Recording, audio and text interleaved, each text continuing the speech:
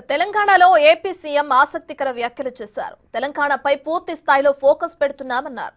ఇక్కడ అధ్యక్షులు ఎవరూ లేరు. దానిపై పార్టీ నాయకులు నేతలతో చర్చలు సాగిస్తామన్నారు. తెలంగాణలో అధ్యక్షుని నియమించి పూర్వ వైభవం తేవడానికి ప్రయత్నాలు చేస్తామన్నారు బాబు. లోకేష్ భార్య నారా బ్రాహ్మణిని తెలంగాణ అధ్యక్షులుగా నియమిస్తారా అనే ప్రశ్నకు బాబు స్పందించారు.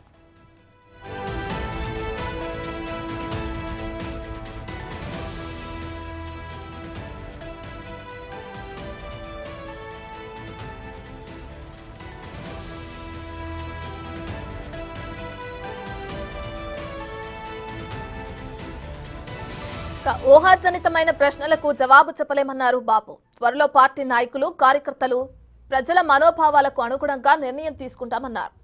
అల్టిమేట్ గా తెలుగు జాతి అభివృద్ధికి టీడీపీ ఎప్పుడూ కృషి చేస్తుందన్నారు. చాలా మంది ఏంటంటే పార్టీ వాళ్ళందరూ మాట్లాడినప్పుడు కూడా ఇక్కడ కూడా పార్టీని బలోపేతం చేయండి. నేను ఏ విషయం కూడా ఇప్పుడు మాట్లాడను, ఎందుకంటే మీరు ఏ విషయం కూడా నేను ఇక్కడ కమిటీగా చెప్పలేను. ఎందుకంటే కూటమి కానీ పార్టీలు కానీ అవన్నీ చాలా విషయాలన్నీ కూడా ఆలోచించి అందరూ కలిసి చేసుకున్నది కూటమి. ఆ విషయం గుర్తుపెట్టుకోవాలి. ఇప్పుడు ప్రస్తుతం ఇక్కడ కార్యకర్తలు ప్రజల మనోభావాల ప్రకారం ఏం చేయాలని ఆలోచిస్తున్నా. రాబోయే రోజుల్లో ఒక యాక్షన్ ప్లాన్ తయారు చేస్తాం. అందుకనే ఎక్కడైనా సరే స్ట్రాటజీ ముందు చెప్పరు. అప్రోప్రియట్ టైంలో రైట్ స్ట్రాటజీ ఉంటుంది, దాని ప్రకారం ఆలోచిస్తాం. అందుకే కొన్ని ప్రత్యేకమైన పరిస్థితుల్లో ఇక్కడ అధ్యక్షుడిని మేము పెట్టలేదు. అదే సమయంలో ఈ ప్రాంతంలో ఎలక్షన్లో కూడా 2 ఎలక్షన్లు మేము పోటీ కూడా చేయలేదు. ఏ పార్టీతో కూడా అలయన్స్ పెట్టుకోలేదు. దానివల్ల కొంచెం గ్యాప్ ఉంది. ఏదేమైనా మాకు కొన్ని ప్రయారిటీస్ ఉన్నాయి.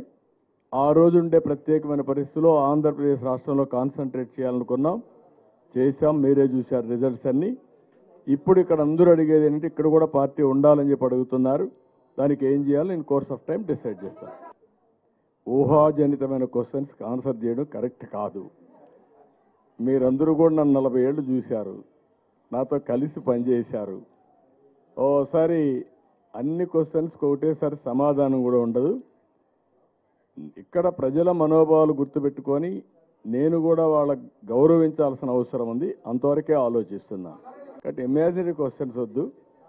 అందుకే నేను ఒకటే చెప్తాను మీ అందరికీ, ఏం చేయాలి, ఎట్లా చేయాలి, పార్టీని ఎట్లా బలోపేతం చేయాలి, ప్రజలకు పార్టీని, కార్యకర్తలకు పార్టీని అందుబాటులో ఎట్లా పెట్టాలని ఆలోచిస్తున్నా. ఇన్ కోర్స్ ఆఫ్ టైం మీకు క్లారిటీ ఇస్తాను. తెలుగుదేశం పార్టీ మీరు గుర్తుపెట్టుకోవాల్సింది, మొట్టమొదటి నుంచి కూడా తెలుగు జాతి కోసం నిరంతరం పనిచేసిన పార్టీ తెలుగుదేశం పార్టీ. ఆ రోజు హైదరాబాద్ నగరాన్ని ప్రపంచ పట్టణంలో పెట్టడానికి విశ్వ ప్రయత్నాలు చేసాం. ఒక మంచి ఎకో సిస్టమ్ క్రియేట్ చేశాం. ఇక్కడ వచ్చిన ముఖ్యమంత్రులందరూ కూడా రాజశేఖర్ రెడ్డి మొదలుకొని రేవంత్ రెడ్డి గారి వరకు ఎవరు డిస్ట్రాయ్ చేయలేదు ఎకో సిస్టాన్ని. అదే మరిగా మేము ఆ రోజు చేసిన పనులు ఆటో పైలట్లో ఉన్నాయి. ఈ ప్రజానికానికి మంచి జరిగింది, దానికి నేను సంతోషపడుతున్నాను. ఆంధ్రప్రదేశ్ రాష్ట్రానికి వస్తే టోటల్గా విధ్వంసం జరిగింది.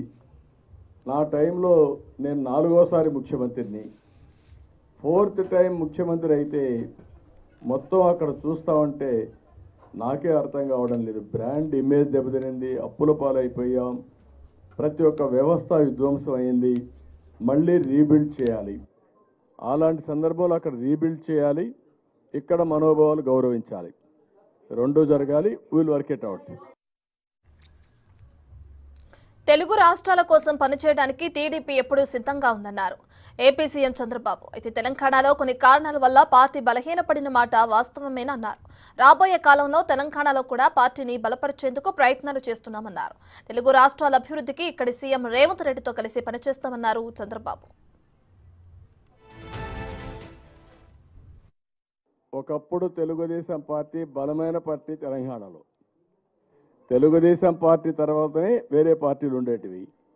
బలమైన నాయకత్వం కూడా. కొన్ని కారణాల వల్ల ఇక్కడ బలహీనమయ్యాం. కొన్ని ఇబ్బందులు వచ్చాయి.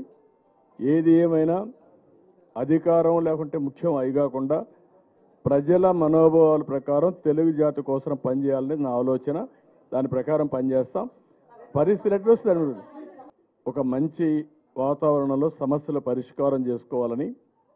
ఇది రెండు రాష్ట్రాల మధ్య సమస్యలు, రెండు పార్టీలు కాదు, ఇద్దరు వ్యక్తులు కాదు. అలాంటి సమయంలో ఇద్దరి మనోభావాలను గౌరవిస్తూ సమస్యల్ని పరిష్కారం చేసుకోవాలి. దానికి నేను ఆ రోజు చాలా క్లియర్గా చెప్పాం. ఒక అఫీషియల్ కమిటీ ఒకటి వేసుకున్నాం. క్యాబినెట్ సబ్ కమిటీ ఉంటుంది. అవసరమైతే ముఖ్యమంత్రులు కలుస్తాం. ఇదే విధంగా ఇద్దరు ఇచ్చిపుచ్చుకునే దూరంలో యాక్ట్లో ఏమున్నాయి ట్రూ స్పిరిట్లో ఆలోచించి సమస్యల పరిష్కారం కోసం ముందుకు పోతాం. తెలంగాణ నెంబర్ 1 ఇప్పుడు తలసరి ఆదాయంలో దేశంలో నెంబర్ 1 వచ్చింది. నేను ఒక్కడనే చేశారని చెప్పలేదు. నా తర్వాత వచ్చిన ముఖ్యమంత్రులు కూడా దాన్ని ముందుకు తీసుకెళ్లారు. మనం వేసిన ఫౌండేషన్ వల్ల, బెస్ట్ ఎకో సిస్టమ్ వల్ల తలసరి ఆదాయం గుజరాత్ కంటే, మహారాష్ట్ర కంటే, కర్ణాటక కంటే తెలంగాణ ఎక్కువ ఉంది. దాన్ని నేను గర్వపడుతున్నా. నేనేం ఇది చేయడం లేదు. నేను అక్కడ డెవలప్ చేయాలి. నా చేతనైనంత వరకు తెలంగాణలో ఉండే తెలుగు వారికి కూడా న్యాయం జరగాలి. దానికి కూడా వర్క్ చేస్తాను. 2047 ప్రపంచంలోనే తెలుగు జాతి నెంబర్ 1గా ఉండాలి. అది తెలంగాణలో ఉండే తెలుగువారా, ఆంధ్రాలో ఉండే తెలుగు వాళ్ళు కాదు, తెలుగు జాతి నెంబర్ 1గా ఉండాలి. That is my vision. ఆ విజన్ కోసం పనిచేస్తున్నాం. అవన్నీ మనం చూసాం. కానీ ఈరోజు చెప్తున్నాం, భారతదేశం ప్రపంచంలోనే ఒక అగ్రస్థానంలో అగ్రభాగాన్ని ఉండబోతున్నాం. నాలెడ్జ్ ఎకానమీలో నెంబర్ 1గా ఉండబోతున్నాం.